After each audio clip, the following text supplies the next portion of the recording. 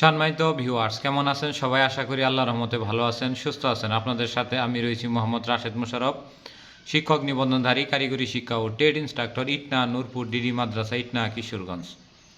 সম্মানিত ভিউয়ার্স, আপনারা দেখছেন রাশেদ এডুকেশন টিভি। সম্মানিত ভিউয়ার্স, আজকের আলোচ্য বিষয় এমপিও নীতিমালা 2021 অনুসারে বেসরকারি মাওসিভুক্ত স্কুল, কলেজ, মাদ্রাসা এবং কারিগরি যে অধিদপ্তরগুলো বা 3টি অধিদপ্তরে বদলির সিস্টেম রাখা হয়েছে কি?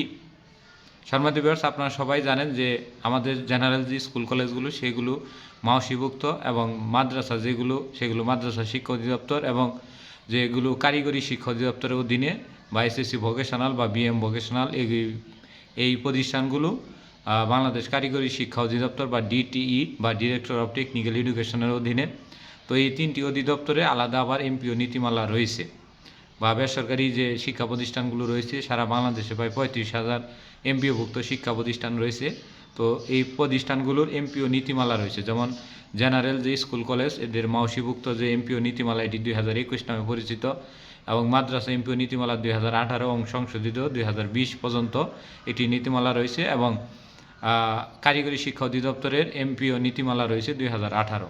এই মোট 3টি নীতিমালার অধীনে আসলে আমাদের দেখতে হবে যে এমপিওভুক্ত স্কুল, কলেজ, মাদ্রাসা এবং কারিগরি শিক্ষা প্রতিষ্ঠানের শিক্ষকরা আসলে বা এনটিআরসি কর্তৃক শিক্ষকরা বদলির সুযোগ আছে কিনা। তো সেই বিষয়টি আমি আপনাদের বলি যে এটি আমার হাতে যে দেখছেন, যে আমার হাতে এই যে আপনারা লক্ষ্য করেন যে এখানে সুন্দর করে দেওয়া আছে যে বেসরকারি স্কুল, কলেজ, মাদ্রাসা জনবল কাঠামো এবং এমপিও নীতিমালা 2021, অর্থাৎ এই নীতি অনুযায়ী আমাদের স্কুল, কলেজ পরিচালিত হয়ে থাকে, শিক্ষক, কর্মকর্তা, কর্মচারীদের বেতন দিয়ে থাকে। তো সেক্ষেত্রে বলা হয়েছে 12.2-এর পৃষ্ঠা নম্বর হলো 15, সেখানে বলা হয়েছে যে এনটিআরসির সুপারিশপ্রাপ্ত হয়ে নিয়োগপ্রাপ্ত এমপিওভুক্ত শিক্ষা প্রতিষ্ঠানে কর্মরত শিক্ষক, প্রদর্শক এবং প্রভাষকদের কোনো প্রতিষ্ঠানে পদ শূন্য থাকা সাপেক্ষে সমপদে ও সমস্কেলে প্রতিষ্ঠান পরিবর্তনের জন্য মন্ত্রণালয় নীতিমালা প্রণয়ন করে জনস্বার্থে আদেশ জারি করতে পারবে।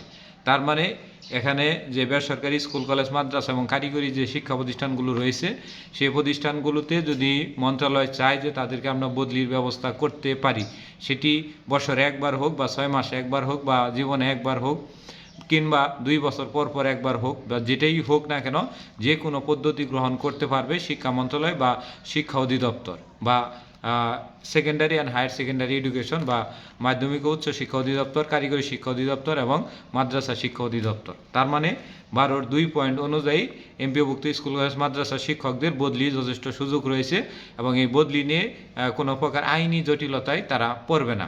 তো সম্মানিত ভিউয়ার্স, আশা করি ভিডিওটি বুঝেছেন এবং যে এই বুঝলেন যে তাদের বদলির জন্য কোনো ধরনের বাধ্যবাধকতা বা কোনো ধরনের নিয়মের বেড়াজালে তাদেরকে আটকানো যাবে না। তবে আমরা যতটুকু আশা করি যে 2025 সালের মধ্যেই এমপিওভুক্ত স্কুল, কলেজ, মাদ্রাসা এবং কারিগরি শিক্ষা প্রতিষ্ঠানের সহকারী শিক্ষক, ট্রেড ইনস্ট্রাক্টর, প্রদর্শক এবং প্রভাষকদের সমস্কেলে এবং সমপদে বাংলাদেশের যে কোনো প্রান্তে তাদের বদলির জন্য একটি বদলি প্রজ্ঞাপন বা বদলির যে নীতিমালা এটি প্রণয়ন হবে এবং আমরা 25 সালের লাস্টের দিকে হয়তো বদলি প্রক্রিয়াটাও হয়তো পেয়ে যেতে পারি। তো সম্পূর্ণ নির্ভর করে সরকারের স্থিতিশীলতা এবং শিক্ষা উপদেষ্টা সহ যারা শিক্ষা মন্ত্রণালয়ে রয়েছেন তাদের সবার সদিচ্ছা।